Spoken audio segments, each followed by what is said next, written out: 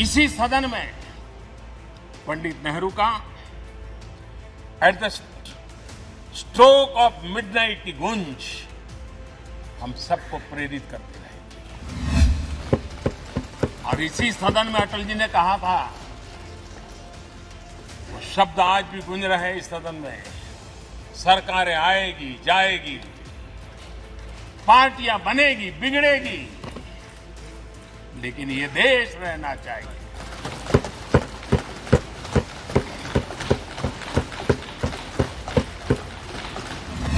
आदरणीय अध्यक्ष जी, ये वो सदन है जहां पंडित जी को इसलिए भी याद किया, अनेक बातों के लिए याद किया जाएगा, लेकिन हम जरूर याद करेंगे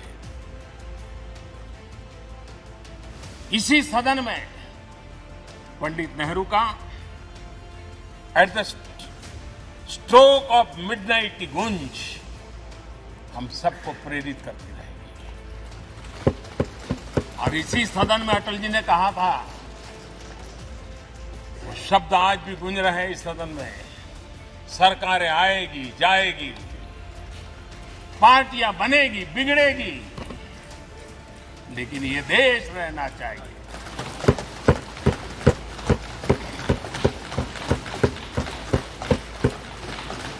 आदरणीय अध्यक्ष जी, पंडित नेहरू की जो प्रारंभिक मंत्रिपरिषद थी, बाबा साहब आम्बेडकर जी एक मंत्री के रूप में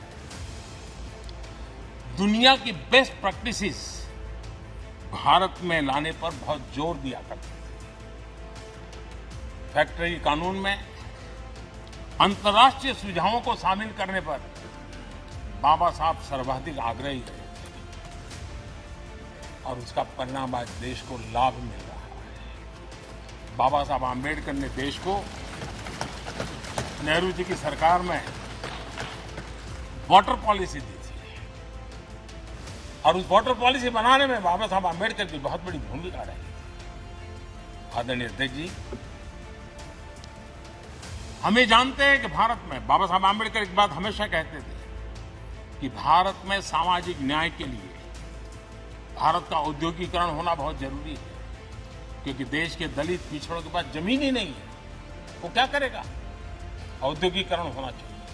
और बाबा साहब इस बात को मान करके डॉक्टर श्यामा प्रसाद मुखर्जी, जो पंडित नेहरू के मंत्री थे, उन्होंने इस देश में और पहले वाणिज्य मंत्री के रूप में और उद्योग मंत्री के रूप में उन्होंने इंडस्ट्री पॉलिसी इस देश में लाई। आज भी कितनी ही इंडस्ट्री पॉलिसी बने, लेकिन उसकी आत्मा वही होती है जो पहली सरकार के थी, और उनका भी बहुत बड़ा अहम योगदान रहा था।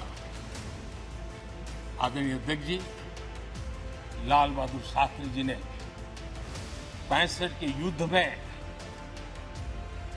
हमारे देश के जवानों में का हौसला बुलंद करना, उनके सामर्थ्य के लिए को पूरी तरह राष्ट्र में झोंक देने की प्रेरणा इसी सदन में से दी थी लाल बहादुर शास्त्री को।